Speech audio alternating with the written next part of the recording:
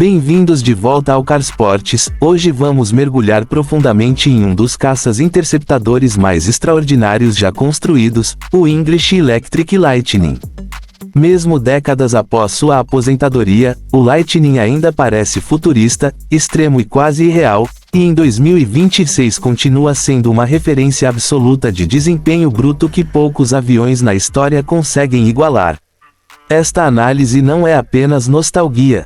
Vamos explorar sua filosofia de projeto, seu papel real em combate, números de desempenho impressionantes, pontos fortes e limitações, e então conectar tudo isso a uma perspectiva moderna, comparando com o ecossistema atual e futuro de mísseis do Brasil, incluindo desempenho esperado e estimativas realistas de preços em 2026. O English Electric Lightning nasceu no auge da Guerra Fria, uma época em que velocidade e taxa de subida eram mais importantes do que quase qualquer outra coisa. O Reino Unido precisava de uma aeronave capaz de decolar em minutos e interceptar bombardeiros soviéticos antes que eles alcançassem o espaço aéreo britânico. O resultado foi uma máquina construída praticamente em torno de seus motores e do radar, com apenas o mínimo de estrutura necessário para manter tudo unido. O design do Lightning ainda hoje parece agressivo, com seus motores empilhados verticalmente, asas fortemente enflechadas e uma grande deriva vertical que lhe dava uma presença predatória mesmo parado no solo. O que realmente definiu o Lightning foi seu desempenho. Equipado com dois motores turbojato Rolls-Royce Avon montados um sobre o outro, o avião acelerava como um míssil. Era capaz de atingir Mach 2,0 em voo nivelado e, em certas condições, pilotos relataram velocidades ainda maiores. Sua taxa de subida era lendária. A aeronave podia ultrapassar 50.000 pés por minuto, alcançando altitude operacional em poucos minutos após a decolagem. Em cenários de interceptação, isso significava que o Lightning já estava pronto para o combate antes mesmo de o inimigo perceber que havia sido detectado.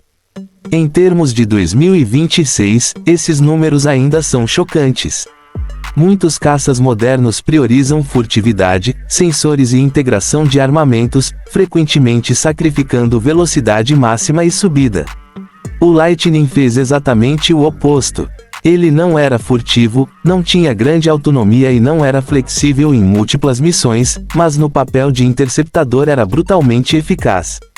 Do ponto de vista puramente cinemático, poucos aviões atuais conseguem igualar sua capacidade de subida rápida sem um consumo extremo de combustível em pós-combustão. O cockpit do Lightning refletia claramente sua missão. Era relativamente simples, focado em interceptação por radar e emprego de armas, e não no conforto do piloto. As primeiras versões tinham aviônicos limitados, com melhorias graduais em radar e navegação nas variantes posteriores. Ainda assim, comparado aos cockpits digitais modernos, o Lightning era analógico, apertado e exigente. Muitos pilotos brincavam que o avião foi construído em torno dos motores, não do ser humano. Apesar disso, quem o pilotou frequentemente descreve a experiência como emocionante, responsiva e implacável com erros. Uma das maiores limitações do Lightning sempre foi o alcance. A aeronave carregava pouco combustível interno e, embora versões posteriores tenham recebido tanques conformais sobre a fuselagem, a autonomia continuou restrita. As missões de interceptação eram curtas, intensas e próximas às bases. Isso fazia sentido para a defesa aérea do Reino Unido, mas limitava severamente sua flexibilidade operacional e seu potencial de exportação. Em uma análise de 2026, isso seria considerado uma fraqueza crítica, especialmente quando comparado a caças modernos projetados para patrulhas de longo alcance.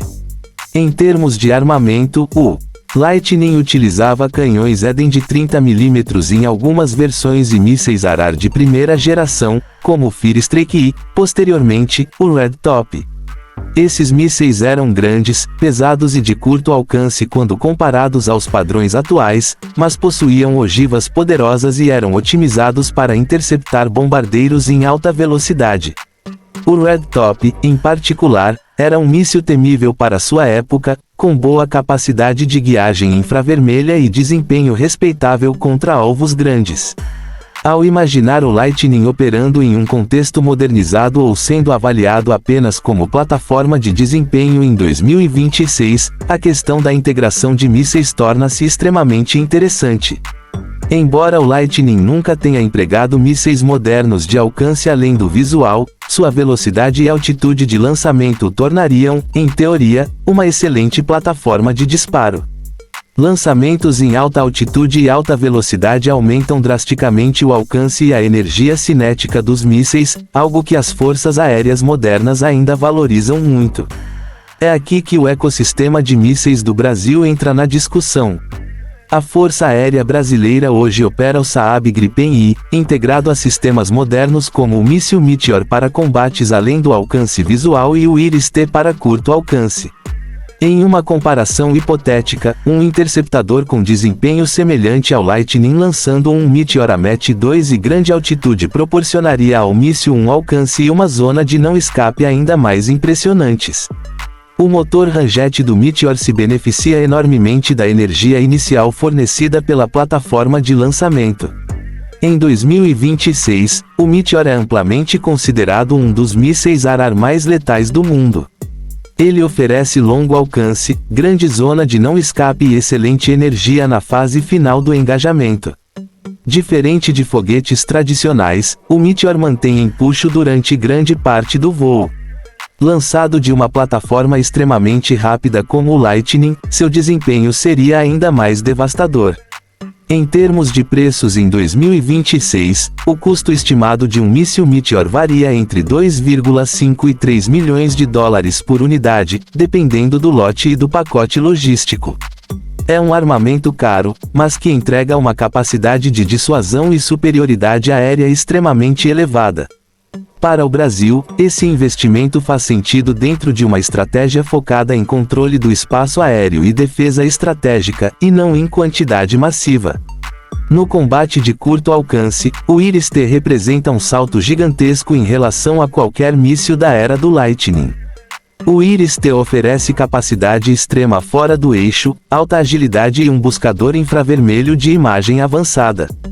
Em 2026, o custo estimado por unidade gira em torno de 400 mil a 600 mil dólares. Em um combate aproximado, mesmo a velocidade absurda do Lightning não compensaria a vantagem de sensores e mísseis modernos como esse. Ao comparar os mísseis originais do Lightning com os sistemas modernos utilizados pelo Brasil, o abismo tecnológico é evidente. O Red Top dependia de guiagem infravermelha simples e tinha resistência limitada a contramedidas. Já os mísseis atuais contam com sensores de imagem, enlaces de dados e sofisticadas contramedidas eletrônicas. Ainda assim, o que torna o Lightning fascinante é que seu desempenho de voo poderia potencializar armas modernas de forma que muitos caças atuais não conseguem. Os custos operacionais também são um ponto crítico em uma análise de 2026. O Lightning era notoriamente caro de operar, mesmo em sua época. O consumo de combustível era altíssimo, a manutenção exigente e a vida útil dos motores relativamente curta. Ajustado à economia atual, operar uma aeronave com esse perfil seria inviável para a maioria das forças aéreas.